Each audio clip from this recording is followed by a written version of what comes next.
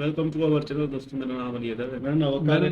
मेरा नाम दोस्तों आज हम देखेंगे 50 facts you didn't know about Sanjay Dutt. ये देखना होगा। प्ले करें प्ले खलना है ये हमारा। Welcome to social. Sanjay Dutt की लाइफ और करियर किसी भी बॉलीवुड एक्टर से अलग रहा है। जहां एक टाइम पे उन्हें एज अ ड्रग एडिक्ट देखा जाता था, तो कभी उन पे देशद्रोही होने का आरोप लगा। संजय की जिंदगी एक फिल्म की तरह ही रही है, जहां रोमांस, एक्शन, इमोशन सब कुछ देखने को मिला है। इस वीडियो में हम आपको संजय दत्त से जुड़ी 50 ऐसी बातें बताएंगे जो शायद आप ना जानते हो। तो आपसे रिक्वेस्ट है कि आप इस वीडियो को एंड तक जरूर देखें। नंबर 1, नरगिस और सुनील जब पेरेंट्स बनने वाले थे तो उन्होंने एक मैगजीन में ऐड दिया था, जहां रीडर्स को लड़का और लड़की के नाम सजेस्ट करने थे। कई नाम सजेशंस को देखने के बाद नरगिस को संजय नाम बहुत पसंद आया और बस यहीं से नरगिस और सुनील ने मन बना लिया कि अगर उनके घर एक लड़का पैदा होता है तो उसका नाम वो संजय ही रखेंगे। नंबर 2, 2013 में जब संजय ने जेल जाने के लिए सरेंडर किया तो हर कैदी की तरह उन्हें भी जेल में काम दिया गया था। संजय का काम पेपर बैग्स बनाना था, जिससे उन्हें दिन के 50 रुपए मिला करते थे।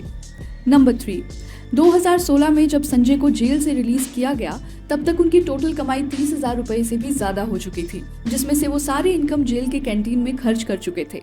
जेल से रिलीज होने के दिन उनका बैलेंस 450 रुपए था और ये पैसे उन्होंने अपनी वाइफ मान्यता को दिए। नंबर 4, संजय ने अपने करियर में 2 बार फिल्म फेयर अवार्ड जीता है। फिल्म वास्तव के लिए संजय ने अपनी लाइफ का पहला Filmfare as a best actor जीता और उसके बाद मुन्ना भाई MBBS के लिए उन्हें बेस्ट कॉमेडियन का फिल्म फेयर दिया गया। नंबर 5, फिल्म रॉकी के दौरान भी संजय नशे करते थे। उनकी ये लत इतनी ज्यादा थी कि जब शूटिंग के लिए वो कश्मीर जा रहे थे तो फ्लाइट में भी उन्होंने अपनी सॉक्स में ड्रग्स छुपा लिए थे। संजय ने कई इंटरव्यूज में खुद कन्फेस किया है कि अपने करियर की शुरुआती फिल्म्स के दौरान वो शूट पे भी नशे में हुआ करते थे।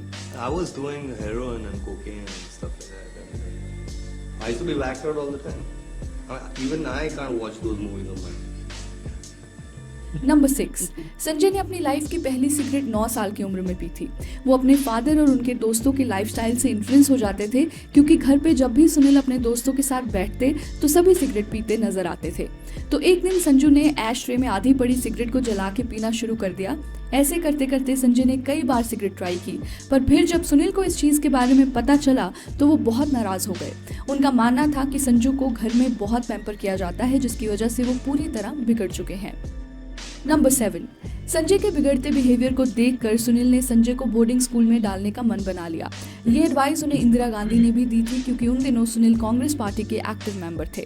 तो जब उन्होंने इंदिरा गांधी को संजू के बारे में बताया तो इंदिरा ने संजू को बोर्डिंग स्कूल भेजने का सुझाव दिया। बस उसके बाद संजू को बोर्डिंग स्कूल भेज दिया गया और अगले 9 साल संजू ने वहीं बिताए। नंबर 8, स्कूल खत्म करने के बाद जब संजू के कॉलेज जाने की बारी आई तो संजू का ग्रेजुएशन करने का मन बिल्कुल भी नहीं था, पर सुनील दत्त का कहना था कि चाहे तुम लाइफ में जो मर्जी करो पर तुम्हारा ग्रेजुएट होना बहुत जरूरी है। फिर संजू का एडमिशन मुंबई के एल्फिंस्टोन कॉलेज में करवाया गया, पर वो कॉलेज के पहले साल में 1 या 2 बार से ज्यादा क्लास में नहीं गए और यही वो टाइम था जहाँ से संजू को हेवी ड्रग्स करने की आदत लग गई। नंबर 9, संजय ने कॉलेज के दिनों में ही मन बना लिया था कि वो एक्टर बनना चाहते हैं, क्योंकि उन्हें लगता था कि वो एक इजी काम है। पर जब ये बात उन्होंने अपने पिता को बताई तो सुनील बहुत गुस्सा हुए और कहने लगे कि अगर एक्टर बनना इतना आसान होता तो हर कोई दूसरा आदमी फिल्मों में एक्टिंग कर रहा होता। अगर तुम्हें सच में एक्टर बनना है तो तुम्हें अगले 2 साल तक प्रॉपर ट्रेनिंग लेनी होगी। संजू ने इस बात पे ज्यादा आर्ग्यू नहीं किया और झट से हाँ कर दी। नंबर 10, संजय दत्त की पहली फिल्म रॉकी की रिलीज के दौरान नरगिस का कैंसर बहुत ही सीवियर स्टेज पे था, पर फिर भी उनकी दिली ख्वाहिश थी कि कैसे भी करके वो संजू की फिल्म के प्रीमियर में उन्हें बिग स्क्रीन पर देखें। पर 3 मई यानी कि रॉकी की रिलीज से 5 दिन पहले ही नरगिस चल बसी। फिर 8 मई को रॉकी का प्रीमियर हुआ तो संजय ने थिएटर की एक सीट अपनी माँ की याद में खाली रखी।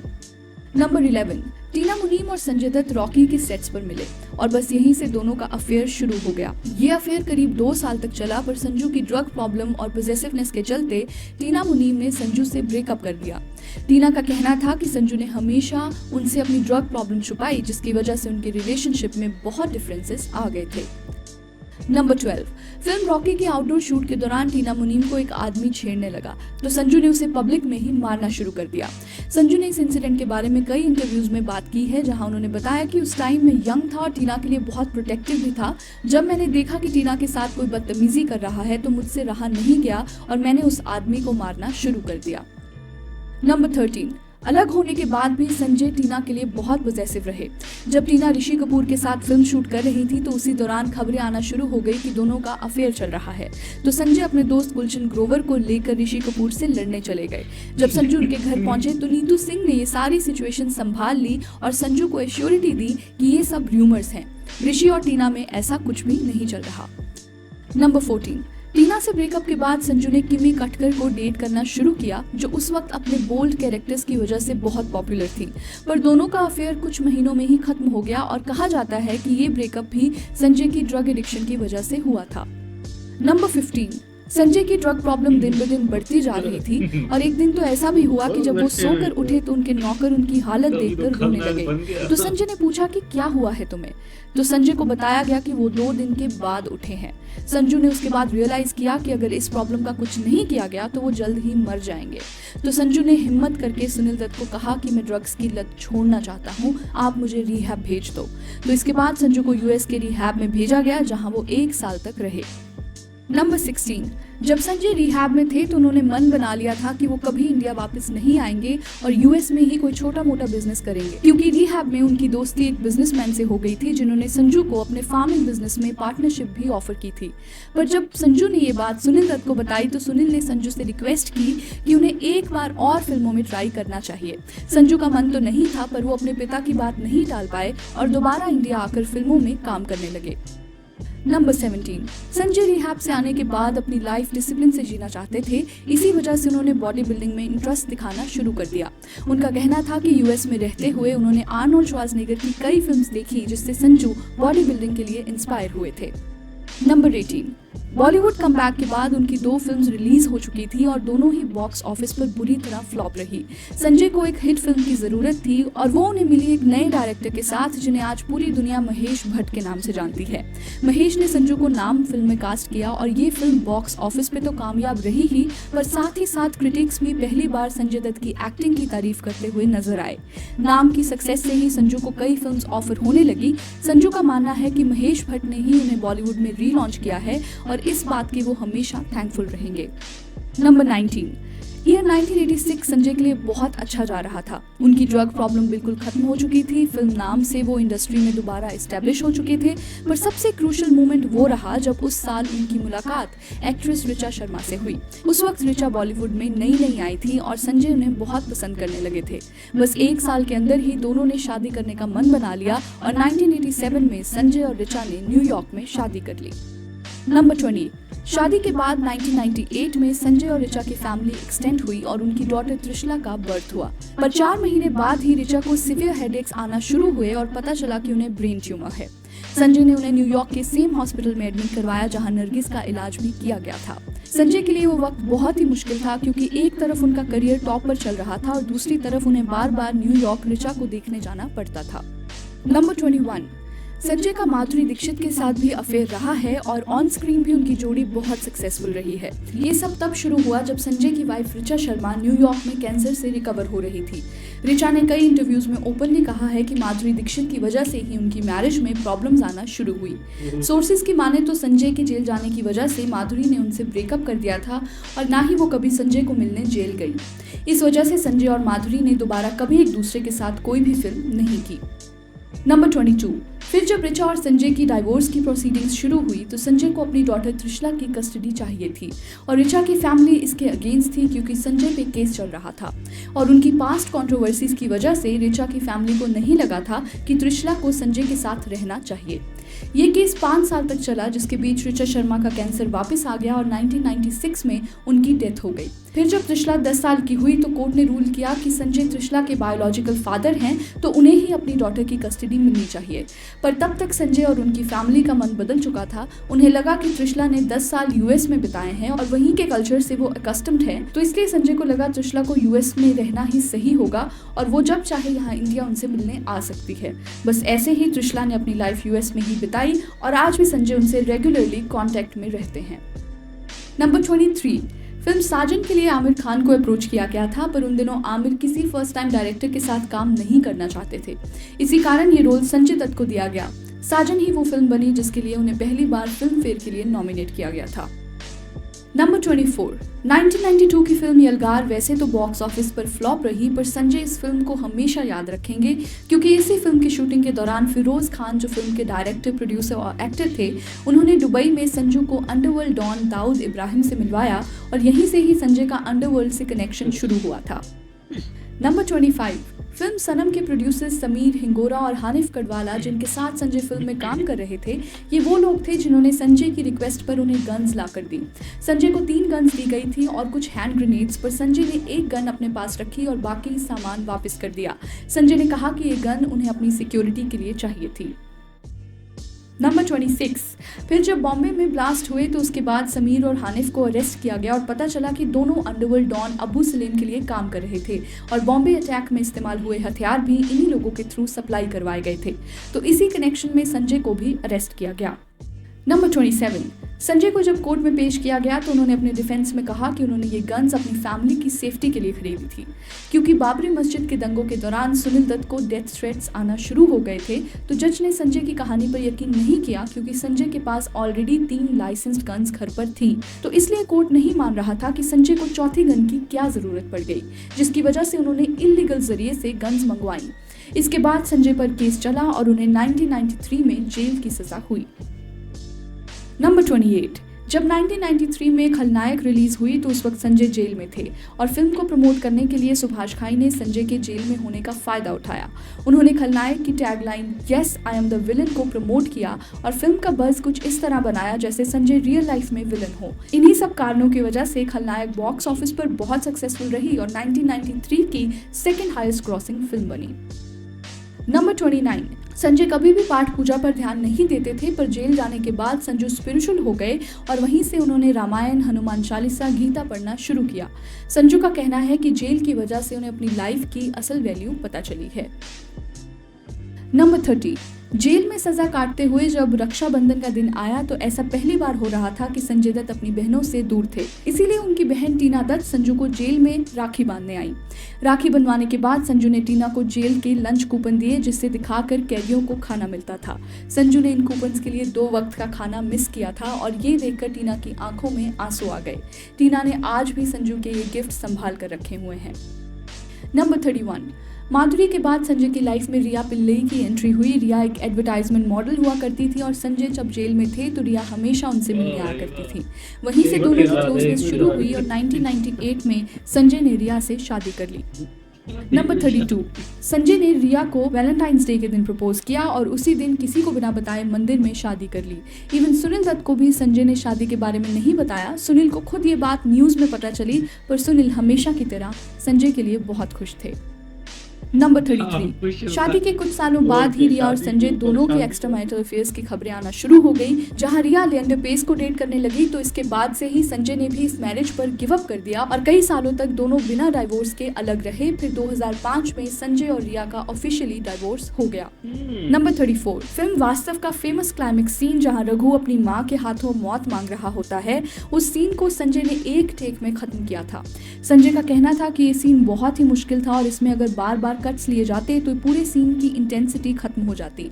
तो इसलिए संजय ने डायरेक्टर महेश मंजरेकर को कहा कि ये सीन उन्हें एक ही टेक में लेना चाहिए। मंजरेकर ने उनकी बात मान ली और इस सीन को 7 कैमरा से शूट किया गया था। नंबर 35। वास्तव की फिल्म प्रमोशंस के दौरान संजय ने रिवील किया कि वो अमेरिकन एक्टर एल पचिनो की फिल्म स्कारफेस से बहुत इंस्पायर्ड थे और चाहते थे कि कुछ वैसा ही कैरेक्टर वो वास्तव से बॉलीवुड में ऑडियंस के सामने लाएं। वास्तव बॉक्स ऑफिस पर बहुत कामयाब रही और सबने संजू की एक्टिंग की तारीफ भी की और साथ ही साथ उनकी लाइफ का पहला फिल्म फेयर अवार्ड उन्हें वास्तव के लिए ही मिला था। नंबर 36। ईयर 2000 में वो कॉल रिकॉर्डिंग सामने आई जहां संजय अंडरवर्ल्ड डॉन छोटा शकील से बात करते नजर आए। एक चीज बोलूं आपको, वो चिकना जो है करिश्मा को फोन करके बोलता है कि तेरी माँ की चूत, मेरे आगे आके तेरी माँ चूत के लेके चले जाएंगे। मैं ये क्या होता है आप सोचिए भाई, ज्यादा दिन नहीं है जी। और मैं अगर जी बस ये दुआ करूँ लगे मैं जी, ज्यादा दिन नहीं है। अभी अगर ये आ जाता ना जी तो मैं समझता हूँ तुम लोगों के लिए खुशखबरी थी वो। बिल्कुल समझ में आया कि नहीं जी। इससे साफ था कि जेल के बाद भी संजय के अंडरवर्ल्ड से कनेक्शंस थे और उन्होंने कई बार इस कॉल रिकॉर्डिंग के बारे में बात की है और उन्होंने कहा कि उन दिनों बॉलीवुड को अंडरवर्ल्ड के लोग बहुत डोमिनेट करते थे, तो उसी डर से सभी एक्टर्स, प्रोड्यूसर्स, डायरेक्टर्स अंडरवर्ल्ड से कनेक्टेड हुआ करते थे। नंबर 37, फिल्म मुन्ना भाई MBBS की पहली चॉइस शाहरुख खान थे और संजय को जिमी शेरगिल का रोल ऑफर किया गया था, पर शाहरुख को नहीं लगा कि वो मुन्ना भाई के कैरेक्टर में फिट बैठेंगे, इसलिए उन्होंने इस फिल्म को रिजेक्ट कर दिया और फिर इस लीड रोल में संजय दत्त को देखा गया और यहाँ से संजय दत्त के करियर को एक इमेज मेकओवर मिल गया, क्योंकि मुन्ना भाई MBBS बॉक्स ऑफिस पर बहुत ही सक्सेसफुल रही और संजू आज मुन्ना भाई के कैरेक्टर से हर जगह जाने जाते हैं। नंबर 38, मुन्ना भाई MBBS वो फिल्म बनी जिसमें संजय और सुनील दत्त पहली बार किसी मूवी के सीन में साथ दिखे। इससे पहले फिल्म रॉकी और क्षत्रिया में भी सुनील दत्त और संजय ने एक ही फिल्म में काम किया है, पर कोई भी सीन में वो एक साथ नहीं थे।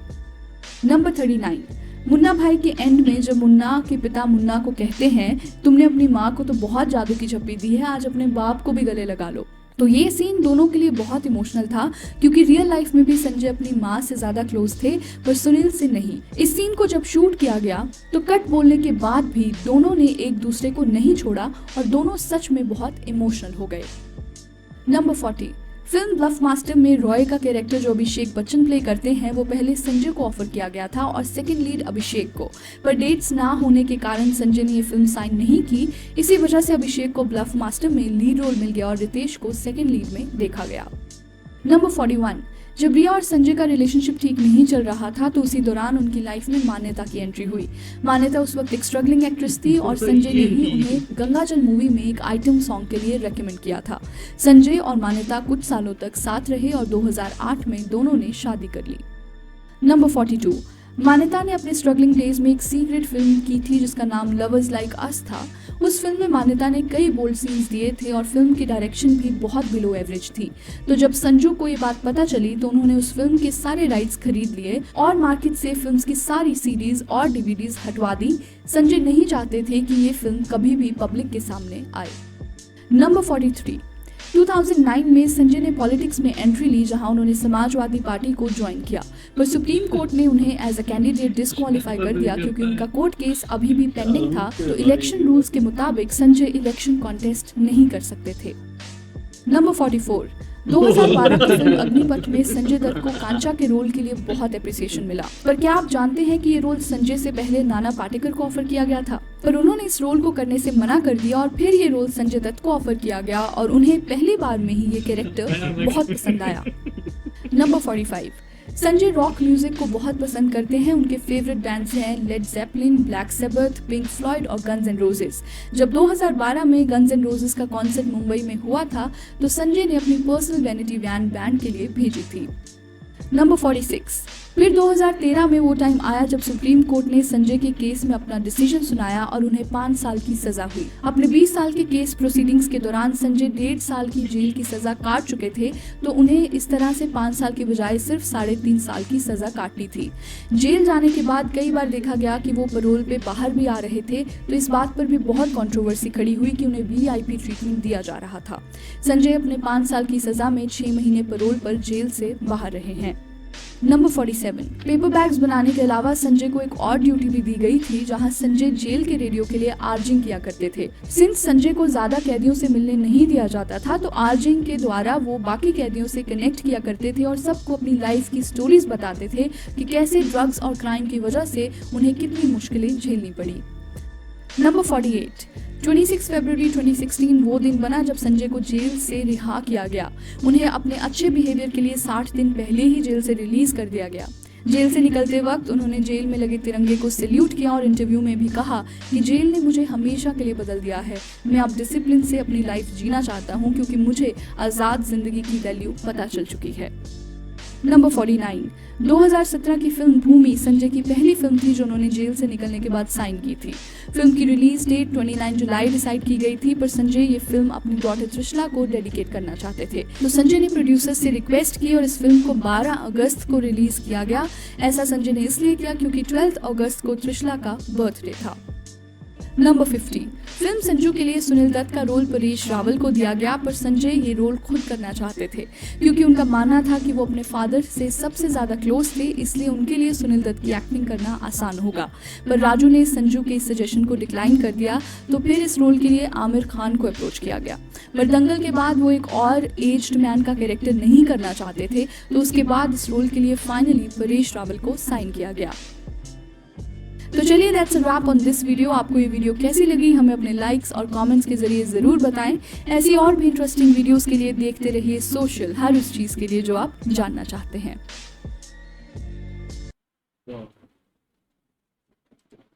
सो ब्यूटीफुल भाई। आज संजय दत्त की हमें बायोग्राफी पता चली, किस तरह उन्होंने शुरुआत की थी, लेकिन ऐसी जिंदगी हमने किसी और की नहीं देखी भाई। नशा भी करता था भाई, ड्रग्स का वो भी, और फिर जेल भी गया है 2-3 बार, शादियां भी 4-4 की हैं भाई साहब, मतलब एक गई उसी वक्त, फिर दूसरी, तीसरी, चौथी, बच्चे भी हुए उनसे।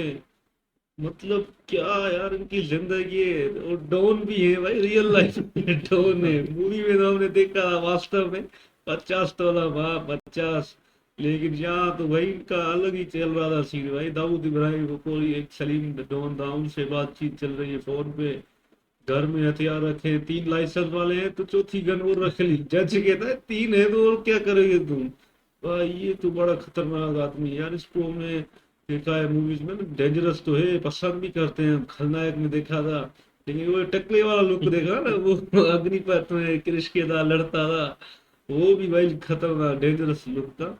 लेकिन आज भाई इनकी हिस्ट्री देखी भाई, मूवीज में कैसे आए, फिर नहीं करना था, फिर बाहर गए, बाप ने बहुत सपोर्ट किया। ये तो इनकी लाइफ भाई बड़ी रंगीन लाइफ है यार, क्या बात है, मैं तो हैरान हो गया देख के। सही बात है भाई, हम भी देखकर हैरान हो गए। संजय दत्त खलनायक भाई, इसका नाम भी भाई बड़ा खतरनाक है। ये इसकी कैसी जिंदगी है भाई, जेल भी काट के आया है 5 साल, और फिर भाई बंदूकें भी रखता है, अंडरवर्ल्ड डॉन से भी मिलता है, बातचीत है। ये तो बड़ा हीरो भी है, बड़ा खतरनाक विलन है। तो टकले वाला जो देखा ना अग्निपथ, वो तो डरा दिया मुझे एकदम से ना। क्या तस्वीर है वो वाली भाई, वो कभी नहीं देखे मूवी, डरा देता है उसमें तो भाई। बाकी यार ये शादियों पे शादियां, और ये भाई गर्लफ्रेंड है, बड़ी रंगीन इसकी जिंदगी है। खलनायक असल मायने में जिंदगी ये जी रहा है भाई, दूसरे हीरो नहीं। ऐसी इस पर मूवी बननी चाहिए भाई। भाई कमाल हो गया, आज तो मजा आ गया था कि खासकर संजय दत्त की जो जिंदगी के बारे में बता रहे थे ना। असल तो विलन ये है भाई, हर चीज से आगे भाई, लड़कियों में भी आगे भाई। जो एक मरी दूसरी के साथ शादी भाई, एकदम भाई हैरान कर दिया इसने ना। पूरे का पूरा लुक भी देखो ना, भयानक था भाई। टकले वाला तो हैरान कर दिया, खलनायक में ये वो भाई, इसमें तो मजा आ गया देखकर। ड्रग्स में भी सबसे आगे भाई, सुपर भाई। ये हीरो है और ये भी विलन है असल। तो इसने जिंदगी का है ना मजा लिया है, एंजॉय की है। खलनायक तो आज रिकॉर्ड तोड़ दिया भाई, पहली बार सुना है 5 शादियां की है, फिर भी एक पसंद आई तो उसको भी शादी कर ली। ये तो भाई मुसलमान ने रिकॉर्ड तोड़ दिया। बाप को भी नहीं पता, वो भी बोला मैं खबरों से पता चला है संजय दत्त ने शादी कर ली है भाई। तो ये और सियासत में भी आ गया था बीच में यार, मतलब कोई शोभा छोड़ा नहीं, हर डिपार्टमेंट में भाई था भाई। क्या बात है यार, ये इनकी बड़ी जिंदगी, खतरनाक जिंदगी है।